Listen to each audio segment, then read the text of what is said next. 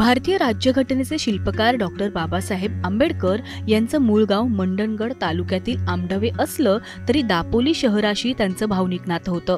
आजही दापोलीकरांचं त्यांच्याशी आदराचं नातं आहे. काळकाई कोंड इथं त्यांचं बालपण गेलं.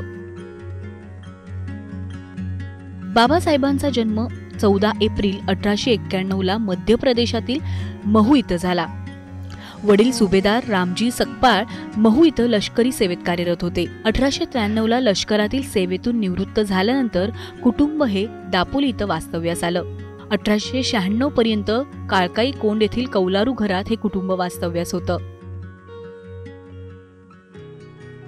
या ठिकाणी सध्या त्रैलोक्य बौद्ध महासंघाचे वसतिगृह आणि ध्यान केंद्र आहे.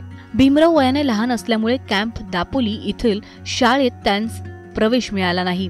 यामुळे घरीच भीमरावास अक्षर ओळख करावी लागली. 1896 ला सुभेदार रामजी आपल्या परिवारासह दापोली इथून सातारा इथं राहण्यास गेले. यावेळी भीमराव 5 वर्षांचे झाले होते. डॉक्टर बाबासाहेब यांचा यानंतर दापोलीशी पुन्हा संबंध 1907 ला त्यांच्या विवाहाच्या निमित्तानं आला. दापोलीपासून अवघ्या 5 किलोमीटर अंतरावर असलेल्या वणन येथील भिकू आणि रुक्मिणी धोत्रे यांची कन्या रमा यांच्याशी त्यांचा विवाह झाला. आई वडिलांच्या निधनानंतर रमाई आणि त्यांच्या भावंडांना त्यांचे मामा मुंबईत घेऊन आले. रमाई आणि त्यांचे 2 भावंड भायखळा इथं मामांकडे वास्तव्यास होती. वयाच्या 9व्या वर्षी रमाबाई यांचं लग्न बाबासाहेबांशी मुंबईत झालं.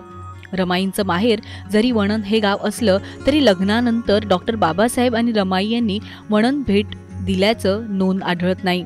मात्र त्यांचं इथलं वास्तव्य दापोलीकरांना अभिमानाची बाब आहे. Mohan Jadhav, times now Marathi, Dapoli.